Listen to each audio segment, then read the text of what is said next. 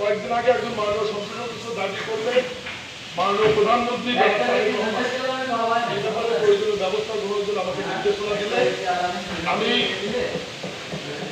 স্থানীয় সরকার পরিবহন সমবায় মন্ত্রী শ্রদ্ধেয় মির্জা ফখরুল ইসলাম স্যারের পরামর্শ ক্রমে প্রত্যেক উপজেলা পরিষদে দোতলায় একটা বাথরুম সহ আসবাবপত্র সহ মাননীয় সংসদ সদস্য মন্ত্রী উপজেলা ওই যে চেয়ারম্যানের এলাকাটা পুরো ওই যে 2.5 তলা 3 তলা করে বুঝছেন, কিন্তু চেয়ারম্যান তো নাই, সেই ধরনে নতুন ভবনে এবং পুরাতন ভবনে যেখানে যে অবস্থায় আছে সেখানেই এই কক্ষর নামটি হবে পরিদর্শন কক্ষ।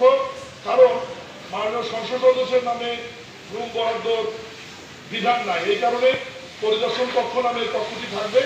মাননীয় এমপিরা ওখানে বসে তাদের প্রয়োজনীয় কার্যক্রম এবং সাধারণ মানুষের সঙ্গে দেখা সাক্ষাৎ এবং সময় ব্যয় করতে পারবেন। এবং উল্লেখ্য, কোন মাননীয় সংসদ সদস্য যদি 2টি উপজেলা থাকে, 3টি উপজেলা থাকে, 4টি উপজেলা থাকে, সমস্ত উপজেলাতেই তারা অফিসটা এবং করতে পারবেন।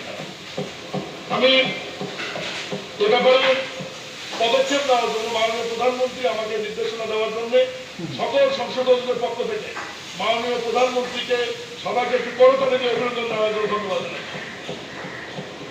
এবং মাননীয় সংসদ সদস্য অনুরোধ করবো, আজকের তারিখে জিওটি আদেশটি জারি হয়েছে, আপনারা এই অনুরোধের সাথে কথা বলবেন, দ্রুততম সময়ের মধ্যে এই কক্ষটি আপনাদেরকে রেডি করে আপনাদের ব্যবস্থা ব্যর্থ। ধন্যবাদ মাননীয় স্পিকার, ধন্যবাদ ধন্যবাদ। মোহাম্মদ জাহিদুর রহমান ঠাকুরগাঁও 3।